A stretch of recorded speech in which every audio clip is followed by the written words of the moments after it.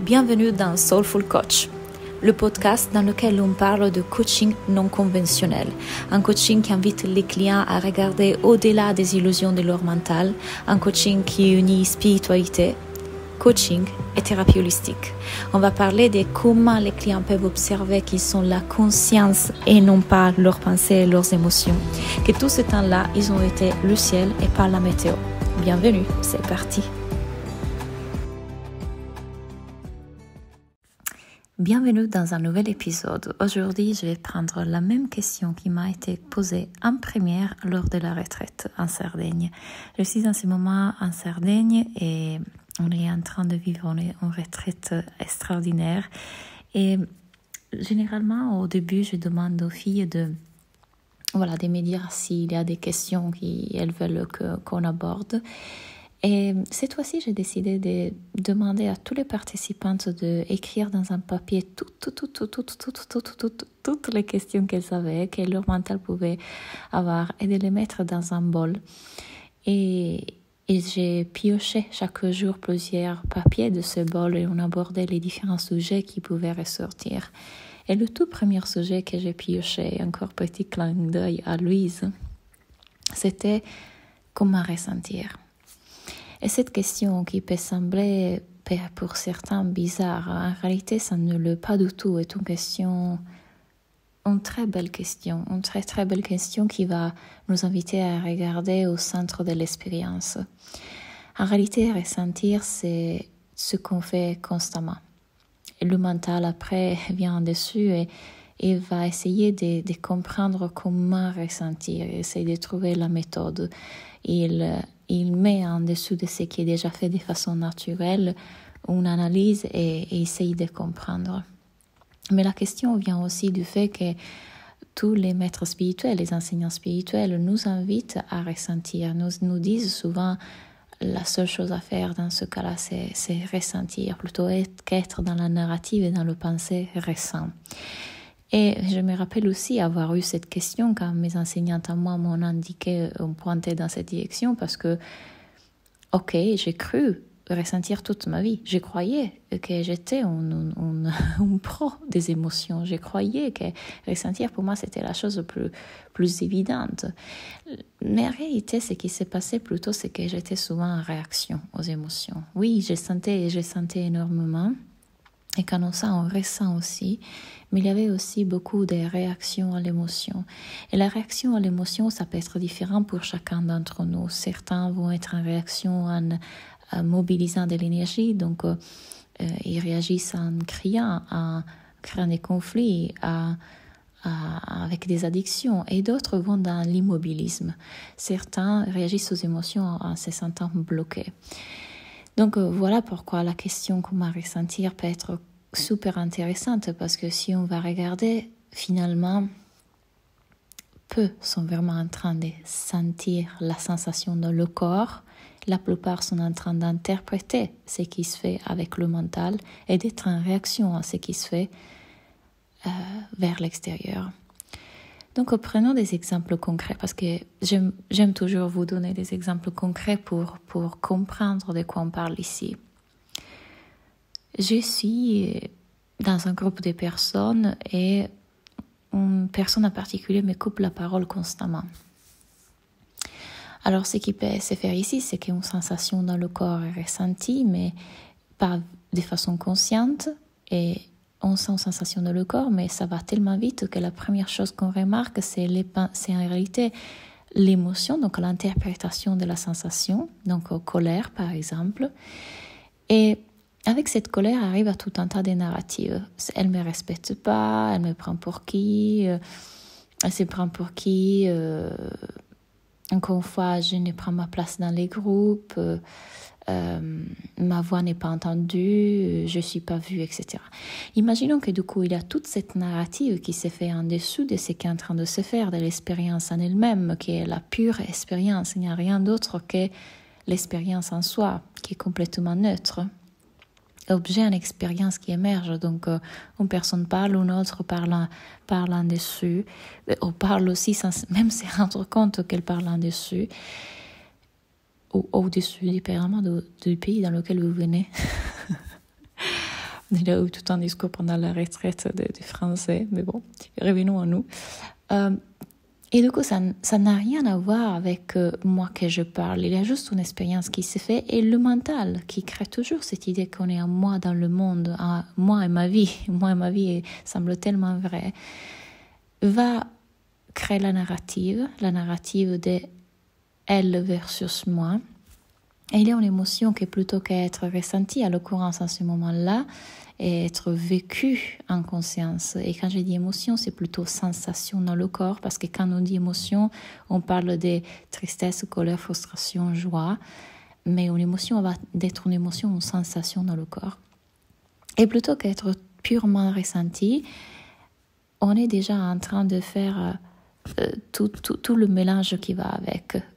C'est une émotion, colère, et je me sens comme ça parce qu'elle fait ça, et ça me met en colère parce que moi, je ne prends jamais ma place, les gens ne me respectent pas, et ça me rappelle quand j'étais petite. Donc, tout le mélange se fait, et on perd de vue la seule chose que la vie nous invitait à faire à ce moment-là, qui était restant la sensation.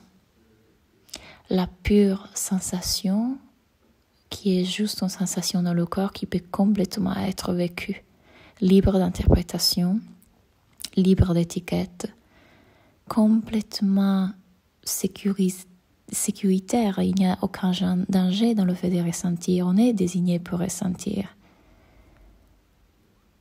On a toute la résilience pour tout ressentir. Il y a une question que j'ai posée aux filles lors d'une de nos conversations.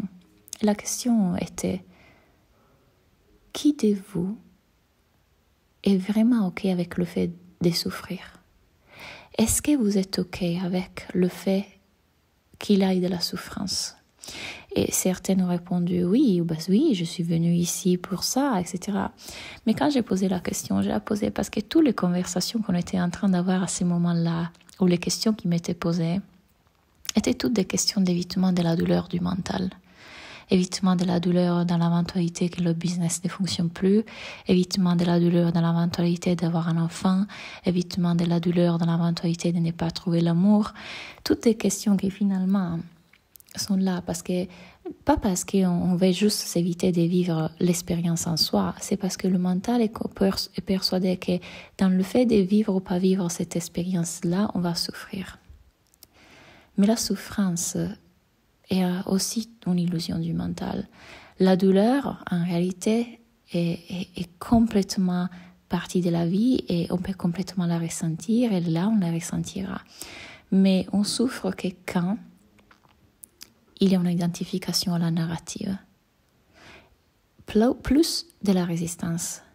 Donc la souffrance, c'est l'expérience en soi qui se fait, qui est vécue comme douloureuse et qui peut complètement être vécue, que ce n'est pas un problème, plus la résistance à ce qui se fait. La résistance, le ne pas vouloir ressentir ou vivre ça.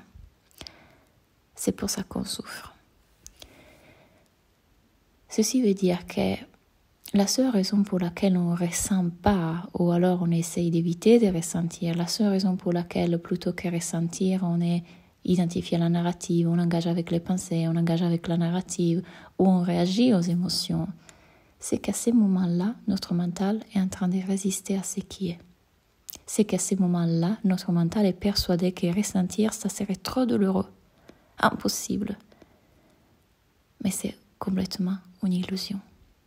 Il n'y a rien qui n'est pas ressentable. C'est moi le mot. Rien. On est désigné pour ça. Et plus on amplifie notre capacité à ressentir en montrant à notre mental qu'il n'y a vraiment rien qu'on ne puisse pas ressentir, plus notre vie s'ouvre. Plus la vie s'ouvre, plus on s'ouvre à toute expérience. Et alors on dit un grand oui à la vie, on commence à agir, à créer, à inventer, à jouer, à exprimer. Il n'y a rien vraiment qui puisse bloquer ce flux de vie qui va s'exprimer à travers nous. Donc encore une fois, si on va chercher à répondre à la question comment ressentir, c'est revenir dans le corps à la sensation pure qui est là, en la libérant de l'interprétation, en la libérant de l'étiquette émotion et en étant curieux de façon large pas curieux intellectuellement, de façon curieuse comme un enfant, de ce qui est là dans le corps et le séparer de la narrative. Si je sens une bulle à l'estomac, je ne sens pas une bulle à l'estomac parce que mon mari ne m'a pas fait un bisou en rentrant du travail. Il y a une bulle à l'estomac dans cet instant, il y a cette sensation qui apparaît dans l'espace que je suis, en expérience, parce qu'encore, même le corps, ça c'est un autre discours, est-ce que c'est vraiment dans le corps? Mais il y a une bulle qui apparaît, une sensation qui apparaît en expérience, qui peut être complètement ressentie et qui n'a rien à voir avec mon mari qui ne vient pas me faire un bisou. Ça, c'est ce que le mental veut raconter et c'est vers quoi le mental veut extérioriser et à quoi elle veut attacher la sensation pour quelque part créer du contrôle. Le mental fait ça parce qu'il croit que comme ça il a le contrôle. Il préfère trouver quelque chose qui donne la certitude, même si c'est approximatif et pas juste, plutôt que rester dans le je ne sais pas. Et donc, une sensation émerge dans le corps, on l'extériorise, et quand on l'extériorise, on reste attaché à la narrative en colère contre notre mari, en ayant une réaction de colère contre lui, plutôt que faire la seule chose que la vie nous demandait à faire. Ressentir, revenir dans le corps, laisser que cette sensation soit là, la laisser bouger, vibrer, brûler, la laisser être exactement là, sans la personnaliser. Ce n'est pas ta sensation, ce n'est pas toi qui la provoque, ce n'est pas toi qui la vis. Tu es l'espace dans lequel elle se présente. Elle fait surface, elle émerge. Tu n'es pas le personnage du film, tu es l'écran. Et dans cet écran, l'expérience se fait. Et quand on laisse que l'expérience s'efface sans résistance, sans objection, sans vouloir que les choses soient différentes, sans lutter, il n'y a plus de souffrance. On s'assouplit. J'ai donné un spiritual talk dans le chemin de l'éveil sur la notion d'assouplissement et on parlait justement de ça, de qu'est-ce que ça fait de s'assouplir. Que j'utilise ce mot exprès plutôt que lâche prise parce que lâche prise, il est trop utilisé, il y a trop de concepts que votre mental met dessus. Mais quand je dis je reste souple dans mon cœur, dans mon ventre, dans ma vie, je reste souple, malléable et je laisse que la vie me porte sans lutter, sans forcer, sans résister à quoi que ce soit et je m'ouvre à la sensation parce que la sensation ne pourra jamais me blesser. Et j'ai remarqué, surtout encore dans la retraite en Sardaigne, c'était évident que ce qui nous fait souffrir, c'est le jugement de l'observateur qui est aussi encore le mental, qui regarde la sensation et la personnalise. Je ne devrais pas ressentir ça. Je suis nulle pour le fait de ressentir ça. Les autres ne ressentent pas ça.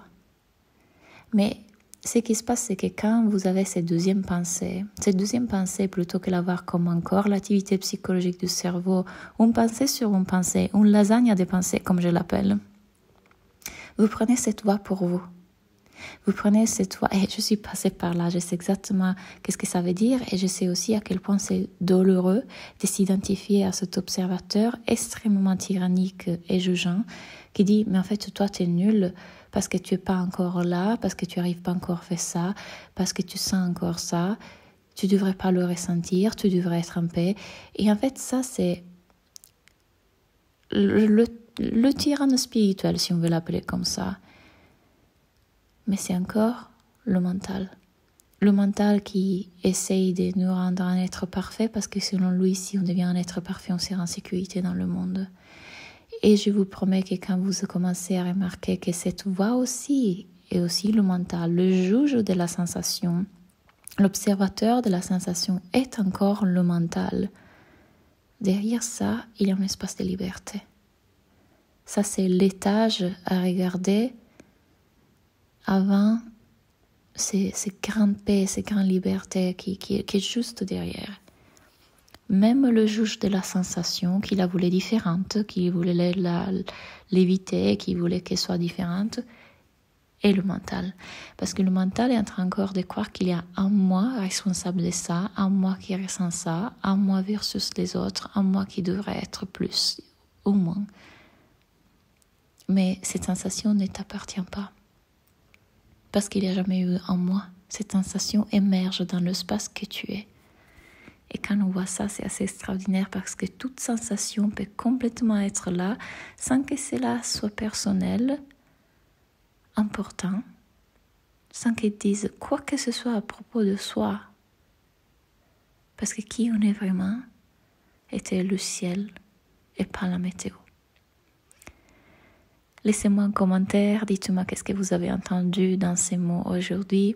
Partagez ce podcast avec des personnes qui peuvent bénéficier d'écouter ça.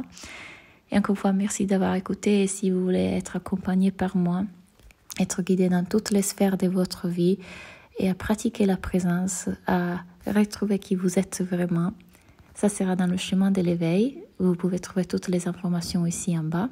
Et à bientôt.